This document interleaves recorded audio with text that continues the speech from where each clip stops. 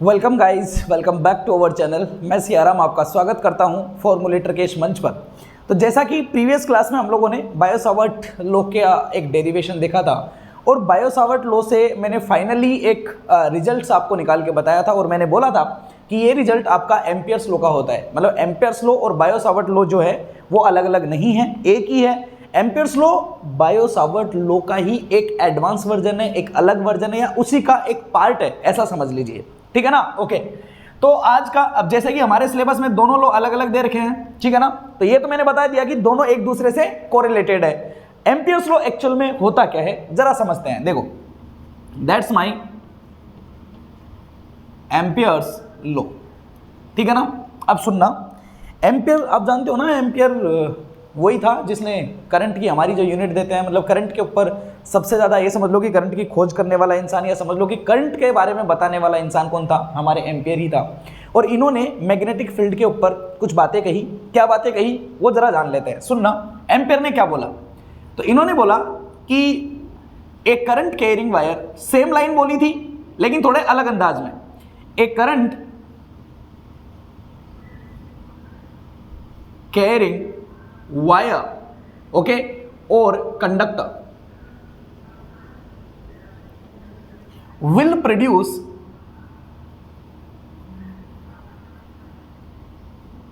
a magnetic field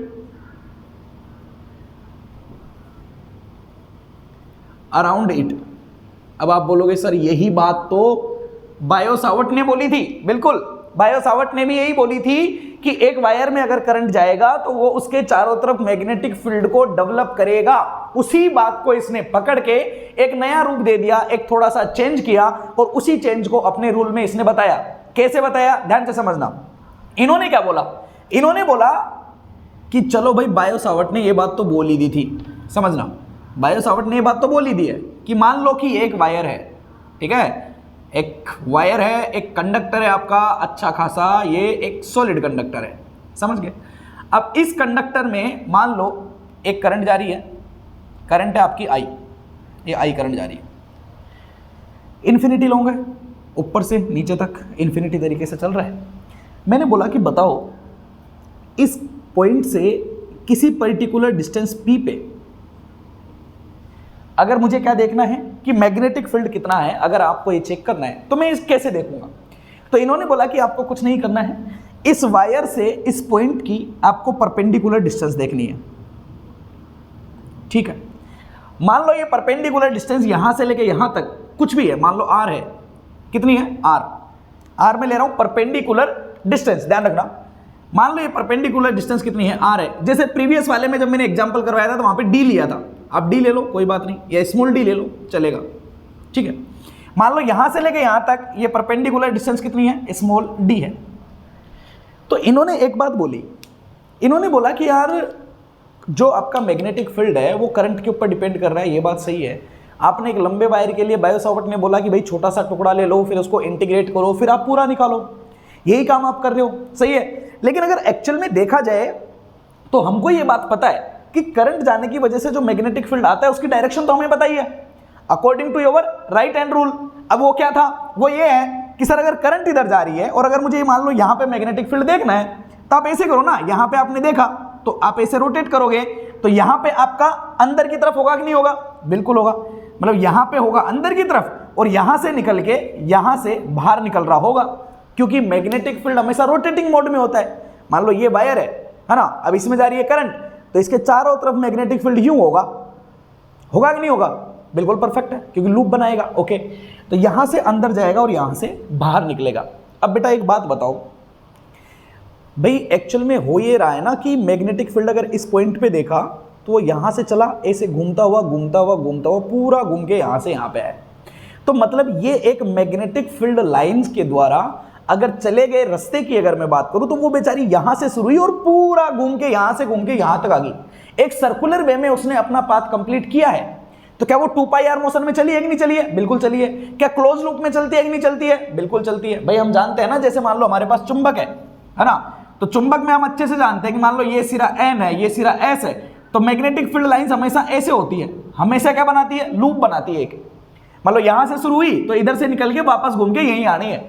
अब मान लो एक लाइन अगर यहां से निकली तो उसके द्वारा कितना रास्ता चला गया, अगर कितनी डिस्टेंस चली गई, तो मैं कैसे देखूंगा, यहां से इसके पीछे पीछे चलूंगा, इस पूरी डिस्टेंस को देखूंगा और यहां से घूम के यहां पे मैं आ रहा हूं। यही तो कहानी हो रही है एक्चुअल में, बिल्कुल यही हो रही है। अब करंट जा रही है आई, तो एम्पियर ने बोला कि आप एक काम करो, क्या करो कि मान लो इस पॉइंट पे अगर आपको मैग्नेटिक फील्ड देखना है तो आपने कुछ नहीं करना है, आपने इस क्लोज पाथ में करना है कि that's your H dot D L equal to summation of आई।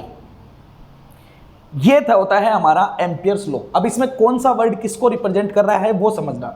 या एच जो है ये है आपकी मैग्नेटिक फील्ड इंटेंसिटी।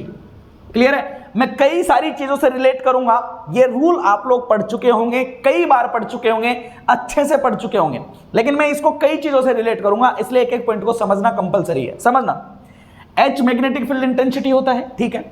मान लो इस पॉइंट पे मुझे मैग्नेटिक फील्ड इंटेंसिटी देखनी है, तो यहां पे डी ऑफ एल जो होता है ये क्या होता है, ये डी ऑफ एल जो होता है ये होता है फ्लक्स पाथ लेंथ। ठीक है, अभी फ्लक्स हमारे आया नहीं है, ओके, फ्लक्स पाथ लेंथ। अब फ्लक्स क्या होता है कि जैसे इलेक्ट्रिक फील्ड में हम लोगों ने फ्लक्स की बात की थी, तो वहां क्या था कि इलेक्ट्रिक फील्ड की जो लाइंस थी वो जब निकल रही थी किसी क्लोज रास्ते से, तो उसको बोल रहे थे हम इलेक्ट्रिक फ्लक्स। मतलब क्या है, इलेक्ट्रिक फील्ड की लाइंस जो होती है वही इलेक्ट्रिक फ्लक्स को दिखा रही थी। तो उसी तरीके से मैग्नेटिक फील्ड की लाइंस जो होगी वही मैग्नेटिक फील्ड को दिखाएगी। अब सोचो, मैग्नेटिक फील्ड की लाइंस मान लो यहां से निकली, अब यहां से घूम के पूरा घूम के यहां से घूम के अगर यहां आई है, तो ये पूरा का पूरा रास्ता किसका हो गया, मैग्नेटिक फील्ड की लाइन के द्वारा चली गई, लंबाई हुई या नहीं हुई, बिल्कुल है। तो वही होती है आपके क्या, डीएल, और इसी लेंथ को बोला जाता है फ्लक्स पाथ लेंथ।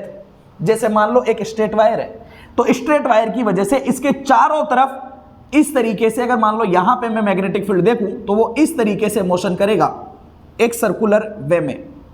क्लियर है, 3D डायग्राम है, ऐसे नहीं बना पाऊंगा तो ऐसा समझ लो, ये है आपका पेन और इसके चारों तरफ यूं घूम रहा है मैग्नेटिक फील्ड। तो ये कितना रास्ता चला वो है आपका डीएल। क्या ये रास्ता क्लोज है क्या, बिल्कुल है, इसलिए मैंने यहां पे क्लोज का साइन बनाया है, चलेगा। अब यहां पे सर आप करंट लिखते ना, आपने समेशन ऑफ आई क्यों लिखा है, क्योंकि बेटा यहां पे आपका एक लूप बन रहा है, और आप जानते हो कि कभी भी जब मैं एक क्लोज रास्ते की बात करता हूं, याद है जब हम लोगों ने इलेक्ट्रिक फील्ड की बात करी थी तो याद करो वहां पे मैंने आप लोगों को गाउस लॉ बताया था। तो वहां पे मैंने क्या बोला था कि मान लो किसी क्लोज सरफेस में या किसी क्लोज पाथ में एनक्लोज्ड होने वाला चार्ज जो होगा वो चार्ज इलेक्ट्रिक फील्ड को दिखाएगा। याद करो, क्या सही था, बिल्कुल सही था। अब यहां पे मैग्नेटिक फील्ड किसकी वजह से आ रहा है, करंट की वजह से आ रहा है। वहां किसकी वजह से आ रहा था इलेक्ट्रिक फील्ड, चार्ज की वजह से आ रहा था। तो वहां हम बात कर रहे थे एनक्लोज्ड चार्ज की, तो यहां हम किसकी बात करेंगे, यहां हम बात करेंगे एनक्लोज्ड करंट की। किसकी बात करेंगे बेटा, एनक्लोज्ड करंट की। तो क्या सर यहां पे क्लोज लूप बन रहा है क्या, बिल्कुल बन रहा है, देखो जरा बन रहा है क्या, बिल्कुल बन रहा है, देखो क्लोज लूप है ना, बिल्कुल क्लोज लूप है।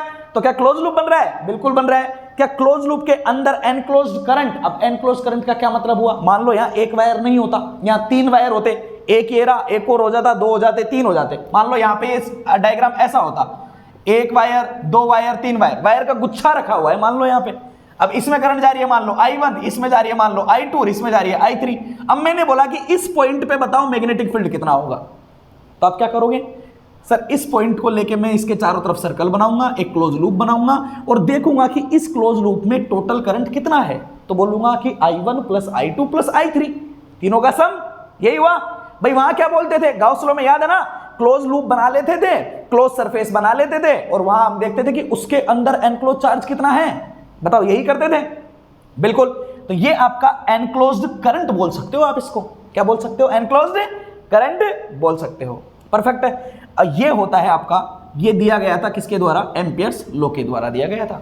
और ये आपको पता है कि सर करंट की वजह से आता है, तो करंट को ले लिया है मैंने। अब देखो, अगर आप इसको और तरीके से लिखना चाहो तो आप और भी लिख सकते हो। कैसे, अगर मैं इसको, ये मेन हो गया, ठीक है, अब अगर मैं इसको इसके ऊपर लिए अप्लाई करूं एक वायर के लिए, तो क्या होगा, इस पॉइंट पे मैग्नेटिक फील्ड की इंटेंसिटी है मान लो H, DL कितनी हो जाएगी बताओ, यहां से चला पूरा घूम के इधर से इधर आ गया, मान लो इस डिस्टेंस को मैंने माना है D। एक सर्कल का पाथ कितना होता है, 2πr होता है, तो ये हो गया आपका 2 पाई, और ये डिस्टेंस मैंने d मानी है तो 2 पाई d लिख देता हूं, चलेगा। यहां पे d इस सर्कल की क्या है, रेडियस है, और ये हो जाएगा समेशन ऑफ i। अब यहां तो मैंने एक ही करंट लिया है, ठीक है ना, तो आप इसको i भी लिख सकते हो, लेकिन कौन सा i है, ये एनक्लोज्ड है, ध्यान रखना, ठीक है, इस लूप के अंदर आने वाला करंट। तो अगर मैंने h को देखा तो आई कैन से it's i divide by 2 pi d, यहां पे d रेडियस है इस क्लोज पाथ की, चलेगा। ये होती है magnetic field intensity according to the Ampere's law. अब बताओ, अगर मैं मैग्नेटिक फ्लक्स डेंसिटी की अगर मैं बात करूं तो as we know that B equals to mu H होता है, कैसे होता है इसके बारे में मैं अभी थोड़ी देर में बात करूंगा, चलेगा। B इक्वल्स टू क्या होता है, म्यू H होता है। तो अगर मैं बात करूंगा किसकी, B के रूप में अगर मैं लिखूं तो H को मैं लिख सकता हूं B अपॉन म्यू, सही है ना। तो अगर मैं इसको लिखूंगा तो I can say H equals to B upon mu लिख सकता हूं। तो अगर मैं B का फॉर्मूला लिखूं तो म्यू को इधर ले जाके मल्टीप्लाई कर देता हूं, क्या mu I upon 2 pi d बनेगा। क्या यही फॉर्मूला कल मैंने डिफाइन किया था लास्ट में, याद था, बायो सावर्ट लॉ से ऐसी ही कंडीशन मैंने बनाई थी, इन्फिनिटी लॉन्ग पे किसी पॉइंट पे मैंने मैग्नेटिक फ्लक्स डेंसिटी को निकाला था, और क्या उसका आंसर यही आया था। क्या मैंने इसी को बोला था कि यही हमारा क्या होता है, एम्पियर्स लॉ होता है। समझ में आई कहानी, क्या यही हमारा क्या होता है, एम्पियर्स लॉ होता है। तो एक वायर की वजह से किसी पॉइंट पे अगर मुझे मैग्नेटिक फील्ड निकालना हो तो क्या मैं यूज में ले सकता हूं। अब आपको समझ में ये आया, क्या सर सिर्फ ये वायर के लिए ही यूज में है क्या, अगर कोई कोयल बना दी तो क्या उसके ऊपर नहीं लगेगा, अगर कोई सोलोनॉइड है तो क्या उसके ऊपर नहीं लगेगा, तो क्या सर ये सिर्फ वायर के लिए है क्या, नहीं, ये सबके लिए एप्लीकेबल है।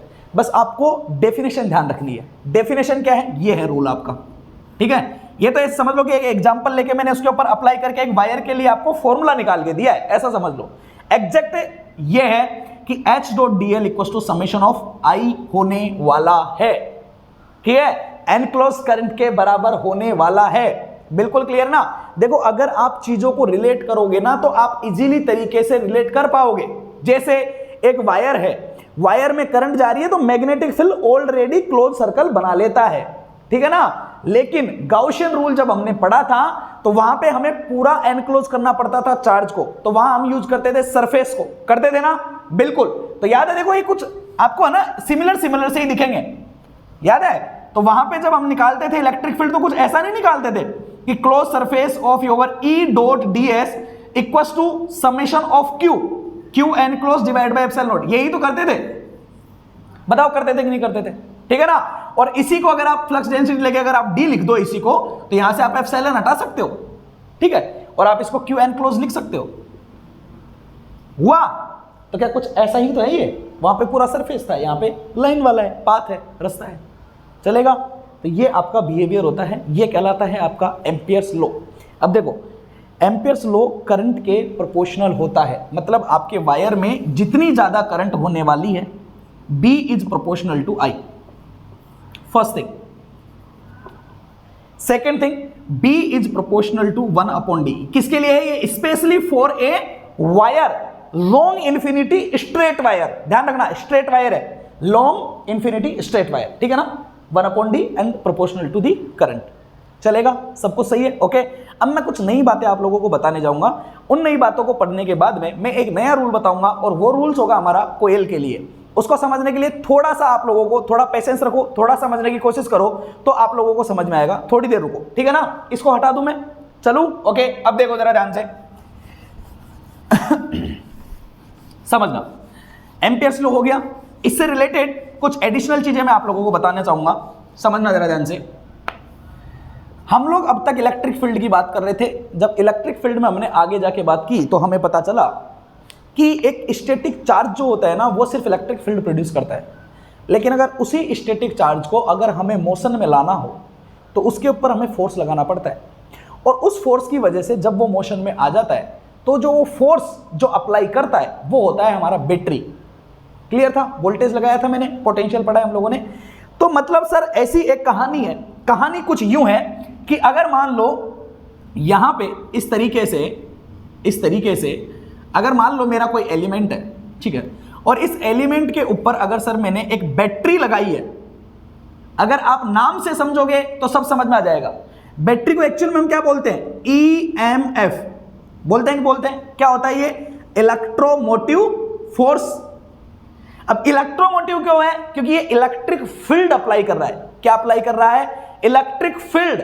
मतलब इसकी वजह से जो लगने वाला फोर्स है एक्चुअल में उसका रीजन इलेक्ट्रिक फील्ड है, और इलेक्ट्रिक फील्ड ही था। याद है ना कि इसकी वजह से इलेक्ट्रिक फील्ड आ रहा था यूं, और इलेक्ट्रॉन्स के ऊपर फोर्स लग रहा था इधर, F = QE के अकॉर्डिंग लग रहा था, क्योंकि माइनस हो गया था ना भाई इलेक्ट्रॉन के ऊपर।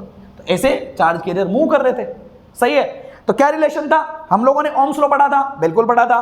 क्या था sir? It's according to V = I × R। मतलब अगर वोल्टेज आपका या EMF अगर आपका वोल्टेज V है, अगर इस एलिमेंट का रेजिस्टेंस R है, अगर जाने वाली करंट I है, तो V = I × R होता है। इनके नाम आपके माइंड में क्लियर होने चाहिए। क्या क्या क्लियर होना चाहिए? समझिए, जो फोर्स लगा रहा है वो है वोल्टेज, जिसको बोलते हैं EMF, इलेक्ट्रोमोटिव फोर्स। ठीक है ना? इस फोर्स की वजह से चार्ज कैरियर का मोशन हो रहा है, और चार्ज कैरियर के मोशन को हम बोलते हैं करंट। क्लियर है? फोर्स की वजह से जो क्वांटिटी आई है वो कौन हुई है? करंट आई है। सही है, बिल्कुल करेक्ट है। और इस करंट का जो अपोजिशन करती है उसको हम क्या बोलते हैं? मटेरियल का रेजिस्टेंस बोलते हैं। मतलब ये है अपोजिशन करने वाला फैक्टर, ये है फोर्स लगाने वाला फैक्टर। मतलब ये कर रहा है, मतलब चार्ज कैरियर के मोशन को ये सपोर्ट कर रहा है, ये अपोज कर रहा है, और चार्ज कैरियर की मोशन की वजह से जो रिजल्ट आ रहा है वो हो रहा है आपका कौन? करंट हो रहा है। तो इसलिए V = I × R का रिलेशन होता है। इसके बारे में आप लोग बहुत अच्छे से जानते हो। ठीक है ना? अब इसी रिलेशन को मैं थोड़ा अलग तरीके से डेवलप करना चाहूंगा। देखो, क्या आप लोगों ने ट्रांसफॉर्मर पढ़ा है? बिल्कुल पढ़ा है। क्या होता है सर? ट्रांसफॉर्मर जो होता है वो होता है कुछ इस तरीके से। ठीक है ना? ट्रांसफॉर्मर एक ऐसी चीज है जो आपको इलेक्ट्रिक बिहेवियर और मैग्नेटिक बिहेवियर के बीच का रिलेशन डिफाइन करके बताता है। समझना, ट्रांसफॉर्मर में यहां पे एक कॉइल होती है। जब इस कॉइल को मैं एक बैटरी यहां पे जब मैं अप्लाई करता हूं, तब इस कॉइल में करंट जाती है। मान लो I करंट जा रही है कुछ इस तरीके से, होता है ना? बिल्कुल। इस I करंट की वजह से इसके अंदर फ्लक्स का फ्लो होना शुरू हो जाता है। अब फ्लक्स मैं बात कर रहा हूं मैग्नेटिक फील्ड के अकॉर्डिंग। सही बात है, मैग्नेटिक फ्लक्स की बात कर रहा हूं। मैग्नेटिक फ्लक्स का फ्लो होना मतलब मैग्नेटिक फील्ड लाइंस का फ्लो होना। समझ रहे हो ना? अब ये एक क्लोज रास्ता है, तो क्लोज रास्ते में से अगर इस तरीके से मैग्नेटिक फील्ड की लाइंस अगर फ्लो हो रही है, अब आप जानते हो क्लोज पाथ में फ्लो होती है, बिल्कुल इधर से इधर क्लोज सर्कल है, क्लोज पाथ है, रेक्टेंगुलर बना रहा है, चलेगा, बिल्कुल सही है सर, क्लोज रास्ता है। तो मतलब फ्लक्स का फ्लो हो रहा है। अब फ्लक्स का फ्लो क्यों होया? क्या अगर मैं यहां पे सोर्स नहीं लगाता तो क्या इसमें फ्लक्स का फ्लो होता है? क्या नहीं होता? बिल्कुल सही है। क्या जब मैंने यहां पे सोर्स लगाया तो फ्लक्स का फ्लो हुआ? बिल्कुल हुआ। क्या यहां पे अगर मैं बैटरी नहीं लगाता तो क्या इलेक्ट्रॉन का फ्लो होता? क्या करंट आती? क्या नहीं आती? जब मैंने बैटरी लगाई तो करंट आई। मतलब बैटरी मेरा फोर्स अप्लाई कर रही है। मतलब ये कोयल जो है ये मेरा इसके ऊपर फोर्स क्या कर रही है? अप्लाई कर रही है। और चूंकि हम जानते हैं कि मैग्नेटिक फील्ड करंट की वजह से आता है according to the Ohm's law and Biot Savart law. बिल्कुल परफेक्ट है ना? बिल्कुल परफेक्ट है। मतलब अगर ये फ्लक्स फ्लो हो रहा होगा तो उसका रीजन ये वोल्टेज नहीं होगा, उसका रीजन ये करंट रही होगी, क्योंकि करंट की वजह से ही मैग्नेटिक फील्ड का प्रोडक्शन होता है। परफेक्ट है। मतलब ये फ्लक्स कहीं ना कहीं रीजन जिम्मेदार कौन है इसके लिए? करंट है। अब देखो, फ्लो होने वाला कंपोनेंट तो मिल गया मुझे फाई। सही है। अब फ्लो होने वाला तो जहां आई हो रहा था वहां फाई हो रहा है। सही है। अब अगर ये इसमें से होते हुए जाएगा तो ये मटेरियल इसका कुछ ना कुछ क्या करेगा? अपोजिशन करेगा। भाई जैसे इस एलिमेंट में से करंट गया था तो इसके अपोजिशन को मैंने रेजिस्टेंस बोल दिया था। सही है ना? तो इसी वजह से जब ये अपोजिशन करेगा तो इसके अपोजिशन को हम बोलते हैं रिलक्टेंस।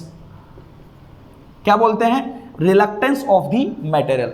अब रिलक्टेंस की डेफिनेशन क्लियर है सबके कि किसी मटेरियल के द्वारा मैग्नेटिक फील्ड लाइंस का कितना अपोजिशन किया जाता है, that thing is called reluctance. Perfect है। ओके। अब रह गया सपोर्ट करने वाला इंसान। अब सपोर्ट करने वाले इंसान कौन होने वाला है? करंट होने वाला है। बिल्कुल परफेक्ट है, करंट है।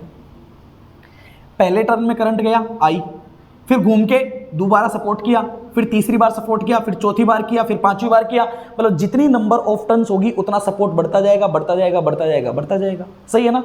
मतलब सपोर्ट हो गया आपका n टाइम्स ऑफ आई के बराबर हो गया। क्लियर है? तो इसने किया सपोर्ट, मतलब इतने लगाया फोर्स। किसके लिए? मैग्नेटिक फील्ड के लिए।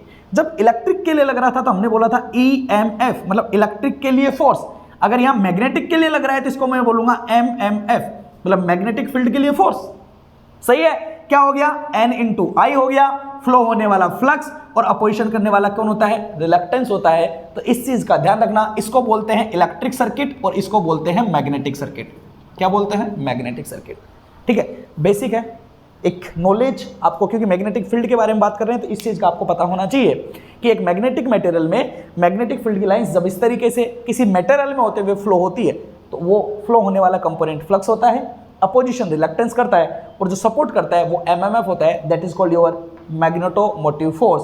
और एमएमएफ की डायरेक्ट डिपेंडेंसी करंट के ऊपर होती है, जितनी ज़्यादा करंट होती है उतना ही ज़्यादा क्या होता है, एमएमएफ होता है। बिकॉज एम्पियर ने ये कहा था कि जैसे जैसे करंट, जितनी ज़्यादा करंट होती है मैग्नेटिक फील्ड उतना ही ज़्यादा होना चाहिए। एंड इट्स वेरी इजी, हम लोग पहले भी मैं आप लोगों को फ्लक्स के बारे में बता चुका हूं, इलेक्ट्रिक फ्लक्स के टाइम पे भी बताया था कि इलेक्ट्रिक फील्ड लाइंस जितनी ज्यादा होती थी फ्लक्स उतना ज्यादा होता था। तो कहानी वही है, यहां पे भी वही है कि मैग्नेटिक फील्ड लाइन जितनी ज्यादा होगी फ्लक्स उतना ही ज्यादा होगा, और मैग्नेटिक फील्ड लाइंस कितनी होगी ये कौन डिसाइड करेगा, करंट डिसाइड करेगा, क्योंकि करंट की वजह से ही मैग्नेटिक फील्ड आता है। परफेक्ट है ना, इस चीज में किसी को कोई कंफ्यूजन नहीं है, बिल्कुल क्लियर है। ओके, तो यहां पे मैंने बात की एक कोयल की, समझो जाने अनजाने में मैंने एक स्ट्रेट वायर की बात नहीं करके यहां पे एक मैंने कोयल बनाई है, समझ रहे हो, तो मतलब मैं अलग आगे वाले टॉपिक की बात कर रहा हूं, ठीक है ना। ओके, जरा समझते हैं कोयल के से रिलेटेड कुछ एक्स्ट्रा चीजें, देखो समझना जरा ध्यान से, समझोगे तो मजा आएगा। ओके, ठीक है ना।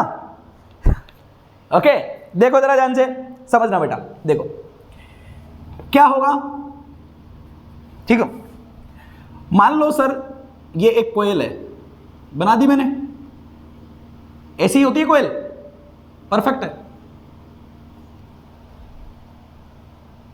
अब ये कोयल जो होती है इसमें मैंने अभी अभी देखा कि जब करंट जाती है तो ये एमएमएफ प्रोड्यूस करती है और इसमें फ्लक्स का फ्लो होता है, ये तो मैंने अभी अभी देखा। लेकिन ऐसी कोयल को मैं इलेक्ट्रिक फील्ड में भी कुछ बोलता हूं, क्या बोलते हैं, इंडक्टर। क्या इंडक्टर ऐसा ही होता है, देखो मैग्नेटिक फील्ड को इलेक्ट्रिक से रिलेट करेगी ये चीज, ध्यान से समझना। क्या इंडक्टर यही होता है, बिल्कुल यही होता है। अगर मान लो इसमें करंट जा रही है आई, मान लो आई करंट जा रही है, तो इसके क्रॉस आने वाला वोल्टेज कितना होगा बताओ, वी ऑफ टी कितना होगा according to electric phenomena, magnetic को भूल जाओ अभी, कितना होगा सर, वी नो दैट कि वी ऑफ टी जो होता है वो होता है L D I by D T, होता है या नहीं होता है, बिल्कुल होता है। और यहां से हम एक रूल जानते हैं और वो रूल ये होता है कि इंडक्टेंस जो होता है वो आपके करंट को डायरेक्शन में चेंज होने का अपोजिशन करता है, और वो रूल हम यहां से पढ़ते थे कि इस टर्म में D I upon D T आता है, जो कि दिखाता है कि करंट में कितना चेंज हो रहा है, मतलब ये टर्म करंट में चेंज होने का अपोजिशन करती है, जैसे कैपेसिटर जो होता है वो वोल्टेज में चेंज होने का अपोजिशन करता है, सही है। मतलब इंडक्टर कभी भी करंट की डायरेक्शन को सडनली चेंज अलाउ नहीं करता है, ऐसा नहीं है 0 से 5 हो गया, 5 से 10 हो गया, समझ रहे हो। मान लो पहले करंट इतनी जा रही थी और एकदम से करंट यहां से इतनी फ्लो होने लग जाए, तो ऐसा कभी इंडक्टर में नहीं होगा कि 0 से मान लो डायरेक्ट 5 हो गया, तो यहां पे टाइम कितना लगा इसको चेंज होने में, सर टाइम तो 0 है, यहां से सीधा एकदम से हो गया, तो अगर टी की dt की वैल्यू में 0 रख दूंगा ना तो वोल्टेज कितना हो जाएगा, इन्फिनिटी हो जाएगा, जो कि प्रैक्टिकल लाइफ में पॉसिबल नहीं है, सही है ना। तो इंडक्टर कभी भी सडन चेंज को अलाउ नहीं करता है अकॉर्डिंग टू इलेक्ट्रिक फिनोमिना। ये बात आपको पता है या नहीं पता है, बिल्कुल पता है, अच्छे से जानते हैं इसके बारे में, जानते हैं ना। ओके, अगर मैं इसको और थोड़ा सा रिलेट करके लिखूं तो मैं क्या लिख सकता हूं, सोचो, इंडक्टेंस तो कांस्टेंट है, अंदर ले जाता हूं, क्या v ऑफ t को मैं d by D T L into I लिख सकता हूं, लिख सकता हूं, बिल्कुल। और sir according to the magnetic phenomena हमने ये देखा था कि अगर एक कोयल है और कोयल में जा रही है अगर मान लो करंट, तो अगर मान लो n नंबर ऑफ टर्न्स है तो इसकी वजह से एमएमएफ जो आ जाता है वो आ जाता है n इंटू आई के बराबर, दैट्स माई एमएमएफ। होता है नहीं होता है, क्लियर है। और ये प्रोड्यूस करती है किसको, फ्लक्स को, किसको प्रोड्यूस करती है, फ्लक्स को। तो यहां से आप लोगों ने अच्छे से जानते हैं हम लोग कि अगर इसकी वजह से मैं मैग्नेटिक की वजह से अगर मैं किसको लिखूं, वोल्टेज को लिखूं, ठीक है, इट्स डेड। ओके, अगर मैं किसको लिखूं, वोल्टेज को लिखूं, तो हम लोग अच्छे से जानते हैं कि सर ये n D phi by D T के बराबर होता है, बिकॉज हियर द करंट, तो यहां फ्लक्स फ्लो होने वाला, यहां पे आपका इंडक्टेंस कांस्टेंट वैल्यू, तो यहां number of turn constant value, सही है। तो इट्स वोल्टेज में मैग्नेटिक फील्ड की वजह से वोल्टेज कुछ ऐसा होता है और इलेक्ट्रिक की वजह से ऐसा होता है। अब आप बोलोगे सर मैग्नेटिक फील्ड की वजह से भी क्या वोल्टेज डेवलप होता है क्या? बिल्कुल, मैं आपको डेवलप करके दिखाऊंगा, टेंशन नहीं है। कोयल को आप अच्छे से समझिए, क्योंकि इंडक्टेंस भी बनाती है और ये मैग्नेटिक फील्ड भी बनाती है। तो कोयल को अभी मैं जब डिफाइन करूंगा, आगे जाके जब मैं इलेक्ट्रिक फील्ड का पूरा बिहेवियर बताऊंगा कोयल के बारे में, तो आपको बड़ी डिटेल में चीजें पता लगेगी, ठीक है ना? ओके, अब समझिए, ये होता है कि आपका वोल्टेज होता है, ये होता है n d∅dt के बराबर होगा। अगर इन दोनों को मैं रिलेट करूं, ये भी वोल्टेज है, ये भी वोल्टेज। अब कोयल तो एक ही है, करंट तो एक ही जा रही है उसमें, एक इसी को मैं बना लेता, वोल्टेज लगाता तो करंट जाती। तो करंट की वजह से अकॉर्डिंग टू इलेक्ट्रिक ये होता, और इसी में अगर मैं मैग्नेटिक की बात करता तो अकॉर्डिंग टू मैग्नेट मुझे ये मिलता। जानते हैं ना भाई आपने ये ट्रांसफार्मर में पढ़ा होगा, n d∅dt पढ़ा होगा ना अच्छे से, बिल्कुल, कि फ्लक्स में सडन चेंज को या फ्लक्स में चेंज नहीं होने देता है। नंबर ऑफ टर्न्स अगर n है तो according to the n∅ it's n d∅dt। सही है, ये टोटल फ्लक्स बोलते हैं इसको, n∅ को टोटल फ्लक्स बोलते हैं। तो अगर मैं इसको और इसको इक्वल करूं, व्हाट कैन आई से? आई कैन से कि it's L of I equal to n of phi के बराबर होगा। और अगर मैं और भी आगे बोलूं तो I can say L equal to n∅ upon I के बराबर होगा।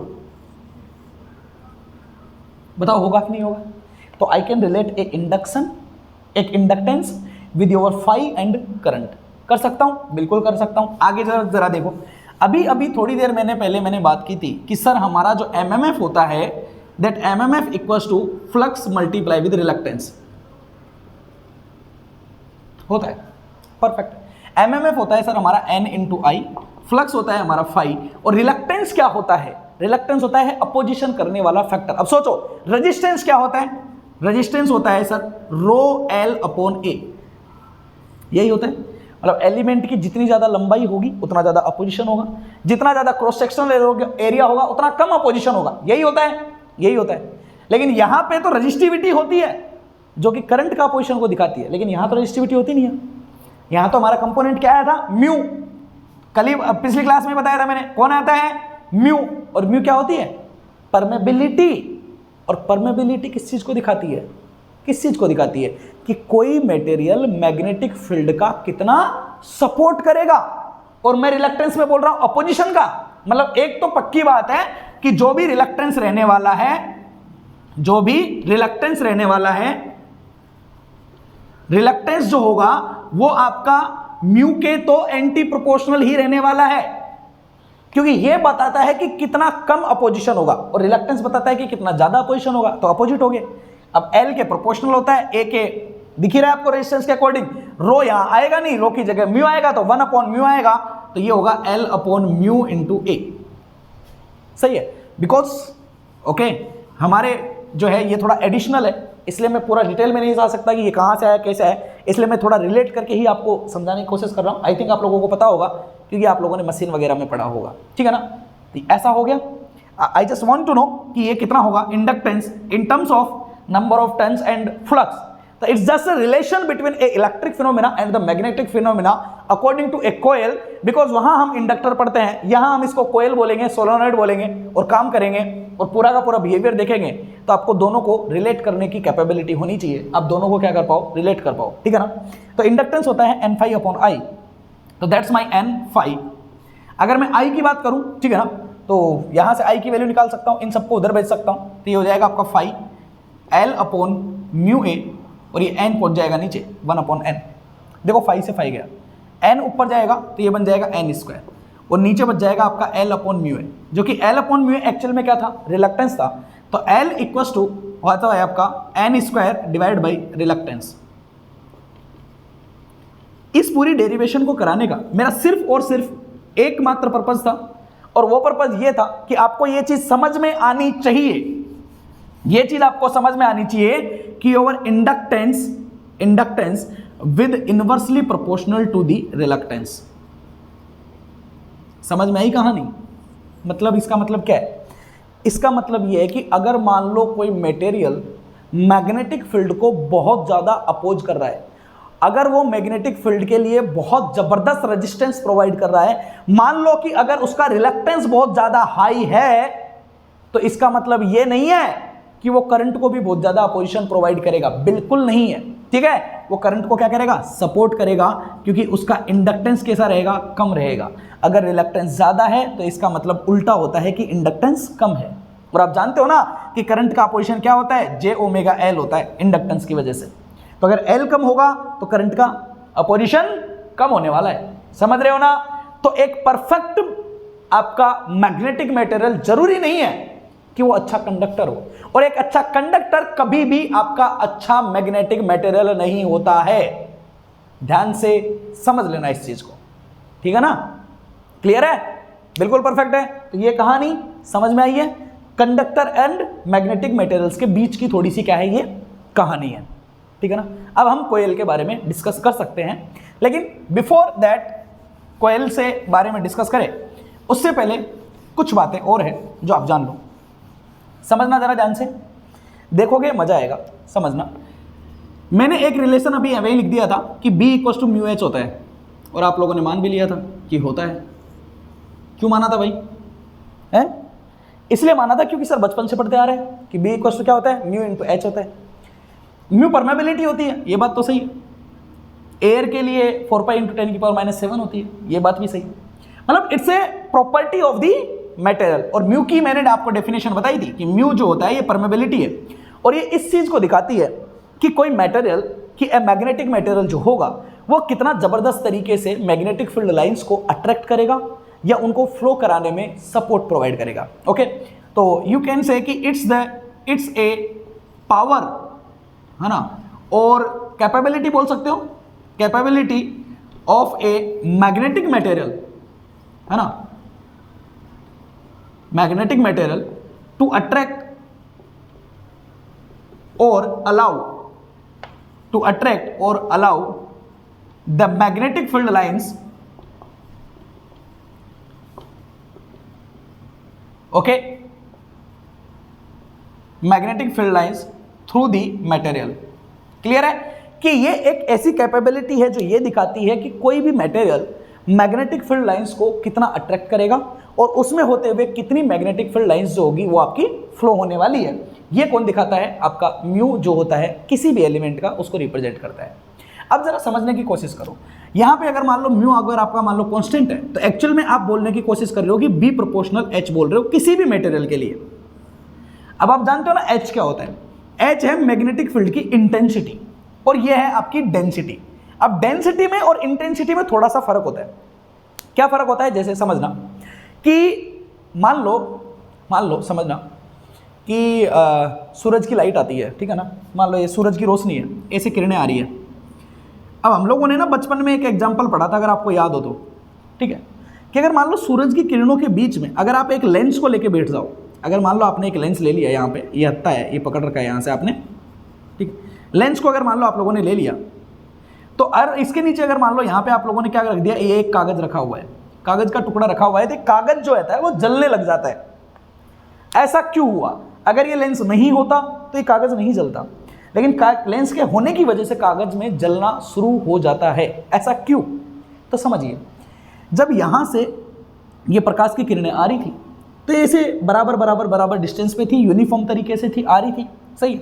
अब इनकी इंटेंसिटी या इनकी योग्यता या इनके पास एनर्जी सबके पास अभी भी है, ऐसा नहीं है कि अभी एनर्जी नहीं है, बिल्कुल है। अब जैसे ही ये लेंस आता है, ये लेंस क्या करता है कि इन सारी की सारी किरणों को उठा के एक पर्टिकुलर पॉइंट पे लाके मिला देता है। अब ये सारी की सारी किरणें इस पर्टिकुलर पॉइंट पे मिल गई। अब जो एनर्जी इतने रूप से आ रही थी, जो यहां इस पूरे सरफेस पे इतने पे फैल के गिरती, वो ना गिर के सारी मिलके सिर्फ पर्टिकुलर एक पॉइंट पे गिर रही है।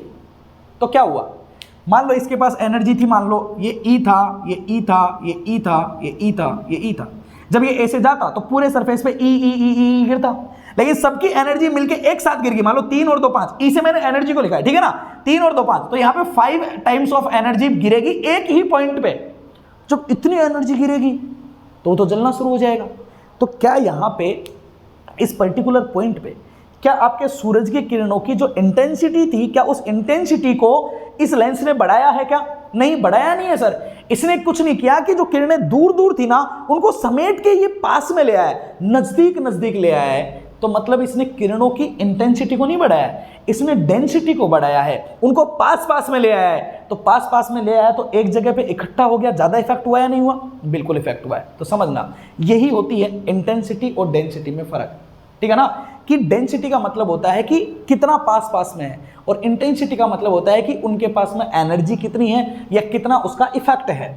तो इफेक्ट होता है इंटेंसिटी और ये होता है डेंसिटी। अब जानते हो कि अगर मान लो कोई भी मटेरियल है, ठीक है ना, मान लो कोई मटेरियल है, ये एक मटेरियल है, ठीक है। अब इस मटेरियल को मान लो मैग्नेटिक फील्ड की लाइन से इस तरीके से गुजर रही थी, ठीक है ना। अब इस मटेरियल को मैंने यहाँ पे बीच में रख दिया। अब मटेरियल जो होता है ना वो कई तरह के होते हैं, फेरोमैग्नेटिक मटेरियल होता है, पैरामैग्नेटिक होता है, ठीक है ना, कई तरह के होते हैं। तो ऐसे मटेरियल होते हैं कई सारे जो मैग्नेटिक फील्ड लाइंस को अट्रैक्ट करते हैं, कई सारे ऐसे होते हैं जो मैग्नेटिक फील्ड लाइंस को रिपल करते हैं, ठीक है ना। अब मान लो ये मटेरियल ऐसा है जो मैग्नेटिक फील्ड लाइंस को मान लो अट्रैक्ट करता होगा, तो ये क्या करेगा, ये इसमें से गुजरने वाली लाइंस को तो गुजारेगा ही, इसके आसपास ही वाली लाइंस को भी बोलेगा कि मेरे में से होके गुजरो ना, इधर से, ऐसे बोलेगा ये। क्यों बोलेगा? ऐसा कब हो सकता है? क्योंकि आप हमेशा जानते हो कि जैसे जब हम करंट की बात करते हैं तो करंट के लिए मैं हमेशा ये बोलता हूं कि करंट हमेशा एक लो रेजिस्टेंस वाला रास्ता चूज करती है। क्यों? क्योंकि जिसमें कम अपोजिशन है वहां से जाएगी ना भाई, सही है। तो यहां कौन फ्लोर है? फ्लक्स फ्लोर है, तो फ्लक्स भी हमेशा लो रिलक्टेंस वाले रास्ते को चूज करेगा। परफेक्ट है। अब अगर मान लो कोई मैग्नेटिक फील्ड लाइन इधर से जा रही है और वो इधर से जाने की बजाय इस मटेरियल में से होके जाना पसंद कर रही है, इसका मतलब क्या है? इसका मतलब यह है कि ये मटेरियल लो रिलक्टेंस प्रोवाइड कर रहा है, अपोजिशन को कम कर रहा है लाइन के लिए, तभी तो वो इसमें से जा रही है, क्योंकि ये भी तो हमेशा लो रिलक्टेंस वाला रास्ता चूज करेगी। और हम अच्छे से जानते हैं कि रिलक्टेंस इज प्रोपोर्शनल टू 1/μ, जिसका म्यू जितना ज्यादा होगा रिलक्टेंस उतना ही कम होगा। तो मतलब यहां तो ये कहानी भी पता लग गई कि अगर म्यू ज्यादा हुआ, परमेबिलिटी ज्यादा हुई, तो वो मटेरियल दूर दूर की लाइनों को भी अट्रैक्ट करके अपने अंदर बुला लेगा। यूं यूं यूं, बताओ बुलाएगा कि नहीं बुलाएगा? तो अगर दूर की लाइनें भी सिकुड़ के अगर इसमें आ रही है, तो क्या यहां पे इस मटेरियल के अंदर मैग्नेटिक फील्ड की डेंसिटी बढ़ेगी कि नहीं बढ़ेगी? बिल्कुल बढ़ेगी। अब इंटेंसिटी तो वही थी, लेकिन इसने अट्रैक्ट किया तो क्या डेंसिटी बढ़ेगी? सारी लाइनें एक जगह आ जाएगी, ऐसा एग्जाम्पल हो जाएगा। बिल्कुल परफेक्ट है। तो ये किसने किया? ये मटेरियल ने किया। मटेरियल की क्या थी? प्रॉपर्टी थी। क्या थी? कि उसकी परमेबिलिटी थी वो बहुत ज्यादा थी, तो अपोजिशन कम था। मतलब ये समझ में आ गया कि सर डेंसिटी जो होती है ना वो हमारी परमेबिलिटी के भी प्रोपोर्शनल होती है। अगर परमेबिलिटी ज्यादा होगी तो मटेरियल ज्यादा लाइंस को अट्रैक्ट करेगा और डेंसिटी ज्यादा हो जाएगी। अगर परमेबिलिटी कम होगी तो वो उनको रिपल करेगा, दूर दूर भगाएगा, अट्रैक्ट नहीं करेगा, तो डेंसिटी कम रहेगी। सही है ना? परफेक्ट है। दैट्स वाई इस प्रोपोर्शनल की जगह यहां पे साइन कौन सा आता है? परमेबिलिटी का आता है। And that's defined by our material, जो कि मटेरियल के द्वारा क्या होता है? डिफाइंड होता है। ठीक है, तो स्ट्रेट वायर की वजह से हो गया, इलेक्ट्रिक आपका सर्किट हो गया, मैग्नेटिक सर्किट हो गया, एम्पियर्स लॉ का बिहेवियर हो गया, परमेबिलिटी के बारे में पता चल गया, मैग्नेटिक फील्ड, ठीक है, डेंसिटी, इंटेंसिटी, फ्लक्स, ठीक है, रिलक्टेंस, सबके बारे में थोड़ी थोड़ी बातें मैंने आप लोगों को बता दी है, जो कि आपका थोड़ा एक एडिशनल टाइप ऑफ फिनोमिना हो गया। ठीक है ना? अब हम आगे बात करेंगे कि किस तरीके से हमारा टोरॉइड का मैग्नेटिक फील्ड क्या होता है, ठीक है, सोलेनॉइड वाले का क्या होता है, तो इनके लिए हम बात करेंगे।